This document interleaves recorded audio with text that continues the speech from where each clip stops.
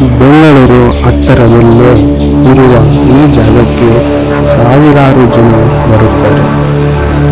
ಆದರೆ ಇಲ್ಲಿ ಇರುವ ಇತಿಹಾಸ, ಕಥೆ ಮತ್ತು ರಹಸ್ಯಗಳ ಬಗ್ಗೆ ತುಂಬ ಕಡಿಮೆ ಜನರಿಗೆ ಮಾತ್ರ ಗೊತ್ತು. ಇವತ್ತು ನಾವು ಬಂದಿರುವುದು ಬನ್ನರ್ಘಟ್ಟ ಇರುವ ಪ್ರಸಿದ್ಧ ದೇವಸ್ಥಾನ ಮತ್ತು ಅದರ ಕಥೆಯನ್ನು ತಿಳಿದುಕೊಳ್ಳೋಣ.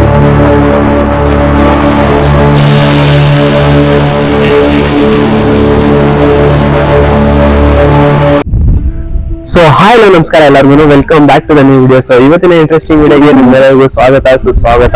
ಸೊ ಇವತ್ತು ನಾವು ಬಂದಿರೋದು ಬನ್ನರ್ಘಟ್ಟ ಟೆಂಪಲ್, ಬನ್ನರ್ಘಟ್ಟದಲ್ಲಿರೋ ಚಂಪಕರಾಮ ಟೆಂಪಲ್ಗೆ. ಸೊ ಇದು ಇರೋದು ಅರ್ಧ ಕಿಲೋಮೀಟರ್ ನ್ಯಾಷನಲ್ ಪಾರ್ಕ್ ಇಂದ ಹತ್ರದಲ್ಲೇ ಇದೆ. ಸೊ ಈ ದೇವಸ್ಥಾನಕ್ಕೆ ಬಂದು 1000 ವರ್ಷದ ಇತಿಹಾಸ ಇದೆ. ಇದು ಚೋಳರ ಕಾಲ ಇದ್ದಾಗ ಕಟ್ಟಿರೋ ಟೆಂಪಲ್.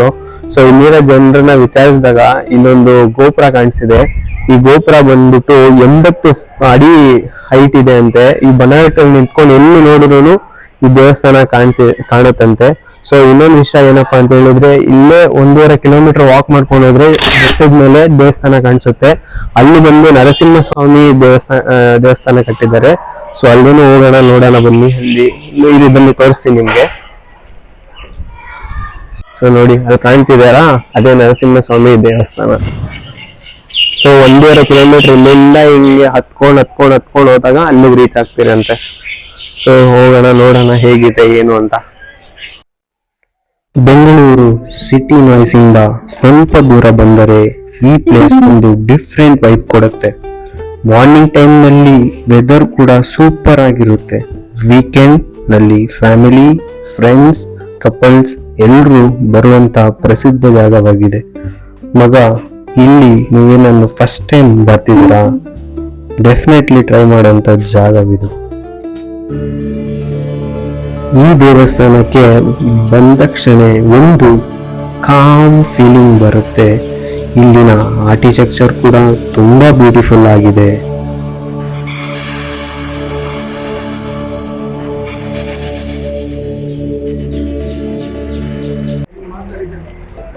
ಇಲ್ಲಿ ದೇವಸ್ಥಾನ ಇದೆ, ನೇಚರ್ ಇದೆ, ಹಿಸ್ಟ್ರಿ ಇದೆ. ಆದ್ರೆ ಮೋಸ್ಟ್ ಪೀಪಲ್ ಇಲ್ಲಿ ಫೋಟೋ ತೆಗೆದು ಹೋಗ್ತಾರೆ ಹೊರತು ಸ್ಟೋರಿ ಯಾರಿಗೂ ಗೊತ್ತಿಲ್ಲ. ನೋಡಿ ಗೈಸ್, ಎಂಟ್ರೆನ್ಸ್ ಇಟ್ ಸೆಲ್ಫ್ ತುಂಬಾ ಗ್ರ್ಯಾಂಡ್ ಆಗಿದೆ. ಓಲ್ಡ್ ಸ್ಟೈಲ್ ಆರ್ಕಿಟೆಕ್ಚರ್ ವೈಬ್ ಕೊಡುತ್ತೆ.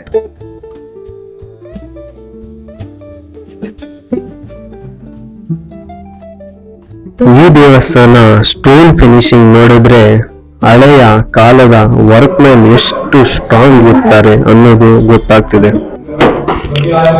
ಟೆಂಪಲಿನ ಬೆಲ್ ಸೌಂಡ್ ಬಂದಾಗ ಫುಲ್ ಪಾಸಿಟಿವ್ ಎನರ್ಜಿ ಫೀಲ್ ಆಗುತ್ತೆ.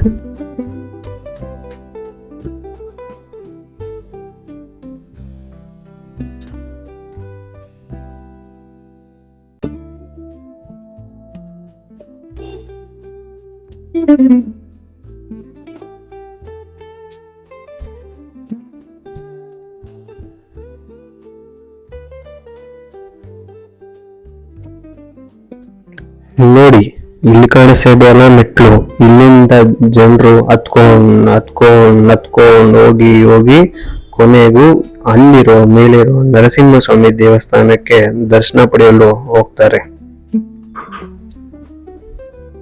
ಸೊ ಫ್ರೆಂಡ್ಸ್, ನಾವು ಇವತ್ತು ಈ ಟೆಂಪಲ್ಗೆ ಬಂದಿದ್ದೀರಿ, ಬನ್ನರ್ಘಟ್ಟ ಟೆಂಪಲ್. ಸೊ ಮುಗಿಸ್ಕೊಂಡು ವಾಪಸ್ಸು ಈ ಕಡೆ ಮೇಲೆ ಕಡೆಗೆ ನೋಡಕ್ಕೆ ಹೋಗ್ತಾ ಇದೀರಿ. ಸೊ ಹಿಂಗಿರುತ್ತೆ ಬೆಟ್ಟ ಹತ್ತಣ ಸೂಪರ್ ಆಗಿರುತ್ತೆ, ನೀವು ಎಂಜಾಯ್ ಮಾಡ್ಬೋದು.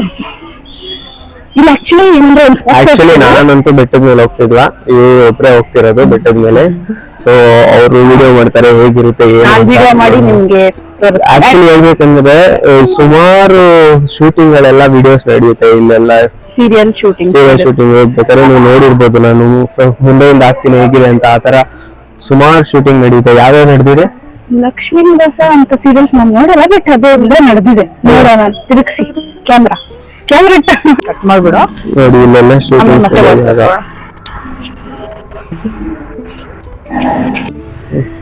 ಆಕ್ಚುಲಿ ಈಗ ನಾವ್ ಏನ್ ಪ್ಲಾನ್ ಮಾಡ್ಕೊಂಡ್ವಿ ಅಂದ್ರೆ, ಇಲ್ಲಿ ಮದ್ವೆ ನಡೀತಿದೆ. ಇಲ್ಲಿ ಅಂದ್ರೆ ಈ ಕಡೆ ಒಂದ್ ಚೌಲ್ಟ್ರಿ ಇದೆ, ಒಂದ್ 4 ಚೌಲ್ಟ್ರಿ ಇದೆ ನಮ್ ಬನ್ನರ್ಘಟ್ಟದಲ್ಲಿ.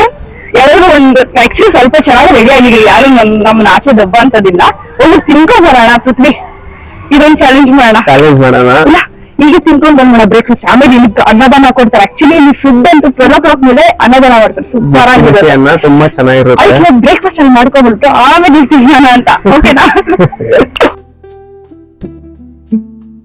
ಬನ್ನಾರ್ಘಟ್ಟ ಏರಿಯಾ ಮೊದಲಿನಿಂದಲೂ ಫಾರೆಸ್ಟ್ ರೀಜನ್ ಆಗಿತ್ತು. ಈ ಭಾಗದಲ್ಲಿ ಹಳೆಯ ಕಾಲದಲ್ಲಿ ಜನರು ದೇವರ ಆರಾಧನೆ ಮಾಡಿದ್ರು ಅಂತ ಹೇಳ್ತಾರೆ. ಇಲ್ಲಿ ದೇವಸ್ಥಾನ ಡೆವಲಪ್ ಆಗೋದಕ್ಕೆ ಮೊದಲು ಇದು ಒಂದು ಸಣ್ಣ ಸ್ಮಾಲ್ ಸ್ಕಲ್ಪ್ಚರ್ ಪ್ಲೇಸ್ ಆಗಿತ್ತು ಅಂತೆ.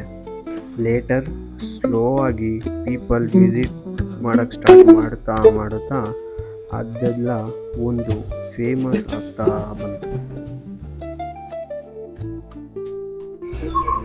ಇಷ್ಟೇ ಹತ್ತಿರೋದು ಮೆಟ್ಲು. ನಾನು ಇನ್ನೂ ಎಷ್ಟು ಹತ್ತೋದಿದೆ ಅಂದ್ರೆ ಇಷ್ಟು ಹತ್ತೋದಿದೆ, ಆಗ್ತಿಲ್ಲ. ಬಟ್ ಪೃಥ್ವಿನ ಮಿಸ್ ಮಾಡ್ಕೊಂತಿದ್ದೀನಿ ಈಗ ಹತ್ತಕ್ಕೆ. ಅಯ್ಯೋ,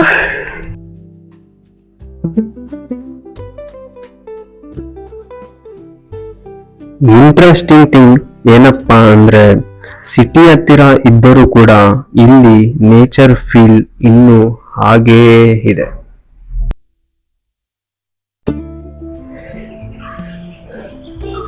ಅದೇ ಗೋಪುರ ನೋಡಿ. ಇಲ್ಲಿಂದ ಸುತ್ತ ನೋಡಿ ಹೆಂಗಿದೆ, ಸೂಪರ್ ಆಗಿದೆ ಅಲ್ವಾ? Best place. ನಮ್ ಬನ್ನರ್ಘಟ್ಟದಲ್ಲಿ ಇಷ್ಟೇ ಅಲ್ಲ, ಇನ್ನು ಎಷ್ಟು ಪ್ಲೇಸಸ್ ಇದೆ ನೋಡೋದು, ಬಟ್ ನಾವು ಹೋಗ್ತಿಲ್ಲ. ಇದೇ ಆ ಪ್ಲೇಸ್. ನಿಮ್ಗಳ ಹೆಸರೇನಾದ್ರೂ ಇದ್ರೆ ಕಮೆಂಟ್ ಮಾಡಿ. ಎಲ್ಲರ ಹೆಸರಲ್ಲೂ ಇದೆ, ಮುಂದೆ ಇರ್ಬಹುದೇನೋ ನೋಡಿ. ಇವಾಗ ಇಲ್ಲಿವರೆಗೂ ಬಂದಿದೀವಲ್ವಾ, ಇಷ್ಟೊಂದು ಇದ್ದಿಲ್ಲ ಟೆಂಪಲ್.